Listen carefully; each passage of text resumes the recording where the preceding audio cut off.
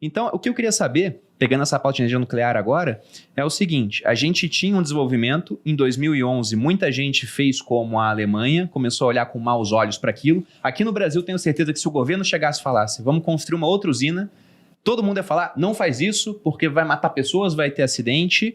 Só que agora o preço de combustíveis fósseis está subindo. Talvez suba até mais. E na hora que esses combustíveis ficam muito caros, cresce a atratividade para soluções que proporcionam um custo energético mais baixo. Energia nuclear estaria pronta para ser essa solução? Ela está pronta há bastante tempo. Eu digo o seguinte, não existe em nenhum país, e não existirá, uma matriz energética que você só tem uma fonte de energia. Você tem que diversificar ao máximo, porque por razões umas ou outras, até pelo custo. O urânio, 10, 12 anos atrás, estava em torno de um preço de $20 a libra. Então, depois do acidente de Fukushima, também ficou em torno disso. O ano passado chegou a $45 a libra e agora já está 54. E tem dois mercados, né? O mercado de longo prazo, que já teve um preço histórico em torno de $92, e de spot $160. Então, se houver uma corrida aí, pode ser que tenha um desabastecimento em termos de urânio para tocar novas usinas. Hoje o planejamento é o seguinte, tem 445 usinas e 54 em construção. Aonde que estão as em construção? Em construção, basicamente na Ásia, principalmente. Ásia. Mas os Estados Unidos já está voltando, está com 4, 5 usinas em construção. A Europa, a França nem se fala, porque ela depende fortemente da energia nuclear. E a concentração maior é na Ásia. A China tem esse problema que você disse, da questão do uso maciço do carvão, e ela está refazendo a sua matriz energética. Ela tem uma previsão de, nos próximos 30 anos, botar mais 150 reatores nucleares. 150 só na China? Só na China. A China sempre com os números exagerados. Foi anunciado isso agora, na última reunião do clima, como uma alternativa à questão da emissão dos gases do efeito. A tecnologia nuclear, ela pode resolver vários problemas. Um deles é o problema do armazenamento da energia. Sim. As fontes que eu entendo que são ambientalmente mais adequadas, a solar e a eólica, elas têm um problema do armazenamento. Sim. Porque tem épocas do dia que não gera. Ou seja, de noite, quando não tem sol, não vai gerar. Não estoca solar, vento. Não estoca vento por aí. Não, apesar de, né? A gente tentou. A gente tentou. Mas o problema...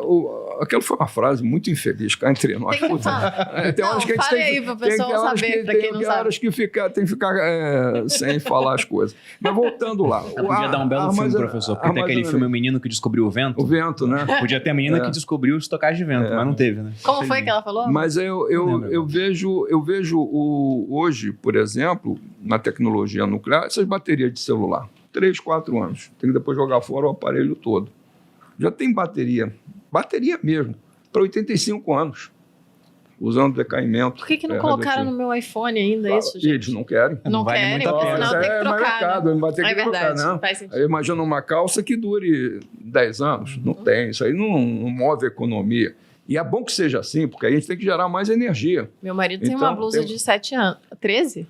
Mas é muito mais por minha vontade do que pela blusa. Já não tá mais adequado. Sim, mas tem uma relação afetiva com a blusa, né? Então, ela tem um valor que não se discute a questão econômica da blusa. Mas a tecnologia pode ser largamente usada, não especificamente para a geração de energia. Em outras, como já citei aí, na indústria, na saúde, na medicina nuclear, tem inúmeras aplicações. Agora, nós temos um problema.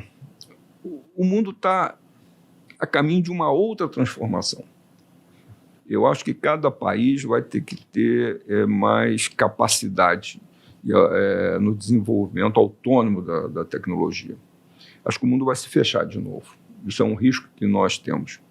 E com isso se perde transferência de tecnologia, menos trocas, conhecimento, as trocas, que você sabe que isso é importante no desenvolvimento da humanidade. Como o Hayek dizia, o conhecimento está disperso pela sociedade. Exato. No momento que você... aquela frase dele, né? Não, essa frase é do Friedman. Ninguém na sociedade tem o conhecimento para fazer um lápis. Essa frase do Friedman é maravilhosa, né, cara? Então, nós vamos ter que pensar nisso. E aí, como país. E isso abre uma janela de oportunidade. Não só na questão da tecnologia nuclear, como em outras áreas.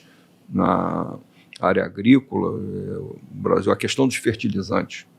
O Brasil tem uma característica importante. Ele responde hoje por 25% do abastecimento mundial de alimentos. A previsão é que em 2045 seja 40%. Então, é um gigante. Sim. Mas é um gigante com pés de barro, porque a gente importa os componentes dos fertilizantes. Uhum. Então, nós não temos a forma de manter a nossa produção em larga escala, evidentemente, porque não temos fertilizante. A gente tem que pensar nessa produção dos insumos e depois também na fabricação. Isso tem tecnologia que você pode, na hora da produção, reduzir os impactos, porque isso tem impacto. Mexer com coisa da natureza resolve um problema e cria um outro. Então, acho que nós, e aí como país, a gente tem que pensar nas alternativas. A questão espacial. Eu acho que o Brasil tem que pensar firmemente. Não tem uma tecnologia em termos de lançamento, de satélite, de lançamento de equipamentos para o espaço, a questão hoje da mobilidade, o controle. E são coisas que precisa ter conhecimento, principalmente isso dentro da geração e na formação de recursos humanos. Tem que ter a tecnologia e tem que ter a energia. Eu queria fazer um ponto sobre a energia nuclear, até para a pessoa que está escutando. Eu acho que é o ponto talvez mais importante sobre a palavra energia, tá? Ou sobre geração de energia. Quando as pessoas falam assim, tal país, tantos por cento da matriz energética é nuclear. É importante que a gente está falando o seguinte, a gente está falando só de 17% da energia toda utilizada. Então, se a França fosse 100% nuclear, só 17% da energia da França seria nuclear. Os outros 83% que a gente usa não é a matriz energética. E é basicamente aí combustível fóssil, é basicamente petróleo e outras coisas mais. Até porque é importante falar o seguinte, quando a gente pensa na matriz energética inteira, a gente não está fazendo transição nenhuma até o dia de hoje. Até o dia 5 de maio de 2022, a gente não fez nenhuma transição energética. Tudo que a gente fez foi colocar mais energia para trabalhar e parte dela é eólica e solar. Tá? Então, manteve toda a base antiga e botou mais. E botou mais. Mas, na verdade, na margem, o que a gente coloca, na margem, o que entra mais, 80% ainda é fóssil.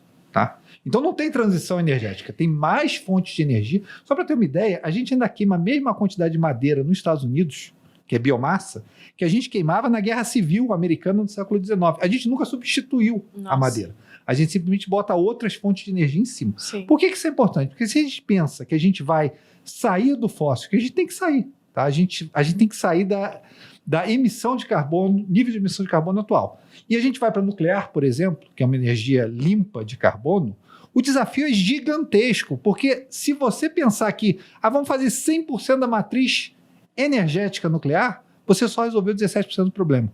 Os outros 83%, sim, a gente tem que fazer um nuclear diferente, pode ser por hidrogênio, por exemplo, em que você possa transferir ou manusear ou locomover essa energia nuclear, né? Por exemplo, para outras fontes, por exemplo, para a indústria, para automóvel, para navios, para aviões, para coisas do gênero, em que você possa sair do fóssil. Então, o tamanho do desafio é inimaginável. Quando a gente fala assim, vamos para o Brasil. Brasil, acho que 80% é hidrelétrica, mais ou menos. Caiu, né? Já foi 70 alguma coisa hidrelétrica. Aí eu vou dizer o seguinte, eu vou botar o resto nuclear. Tá ok, daí eu botei 70 hidrelétrica, 30 nuclear. Vamos supor que essa é a solução para não emitir carbono no Brasil na energia elétrica. Geração de eletricidade. Ainda tem 83%. Transporte, indústria, cimento, que emite carbono pra caramba, tá? Só para dar um dado para vocês. Se eu pegar todos os carros de passeio do mundo, todos, botei todos eles Tesla hoje, de passeio, tá? Quantos por cento do carbono você acha que eu retiro da atmosfera? Olha, eu acho que é pouco porque emissão. Outro dia eu estava falando com a Malu que os 17 maiores navios do mundo emitem mais poluentes do que toda a frota de carros. Eu vou te dar um número. Sobre isso tem uma coisa. O Bill Gates... É 8%. 8%? 8%. Você viu isso na pandemia. Na pandemia você viu, inclusive, o ambiente se recuperar um pouco, mas não numa escala... Na China eles mostraram a diferença da atmosfera.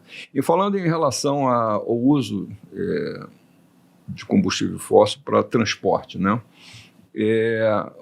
A parte de marinha mercante é uma coisa absurda o quanto emite de gás de efeito. E o Bill Gates, que de bobo não tem nada, ele criou uma empresa para fazer um reator nuclear modular. Tem até no documentário dele na Netflix. Não sei se eu não vi. Que leva dentro do navio? Para botar. Ele quer botar toda a frota mercante do Reino Unido com esse reator nuclear para fazer propulsão naval. No documentário dele não falava de frota de navio, mas mostrou que ele é um grande fã de energia nuclear, né? Ele estava incentivando pesquisas nessa área. Ele tem uma empresa para isso. Ele vai fazer um reatorzinho para botar. E o deslocamento ser feito sem emissão de gases de efeito estufa. É uma forma, isso é uma tecnologia. O navio é fantástico. O problema da energia nuclear é que... Se explodir, está no meio do oceano. Mas ele faz... Esse reator nuclear é muito seguro. Não, eu sei, eu tô brincando. Você tem submarinos nucleares hoje. Há bastante tempo já. Há muito tempo. E, quer dizer, isso não é um problema assim crítico em termos de segurança. O problema da energia nuclear é que ela tem um pecado capital. Ela começou com aquela história do imaginário popular. Bomba nuclear. Bomba nuclear. Hiroshima e Nagasaki. Isso é que nem chiclete no sapato. Não sai fácil. Demora um tempo a sair. Muito bom. Não tem jeito. Então, isso junta com os acidentes nucleares, mesmo em número pequeno, mas faz a imagem da destruição. Mas ela, como já disse, ela tem uma aplicação em diversos setores que é socialmente aceita. E a questão da geração de energia passará a ser também socialmente aceita quando a gente observar que precisa de energia. Porque, apesar de todos os problemas que todas as fontes têm, o maior problema é não ter energia. Com certeza. Com certeza.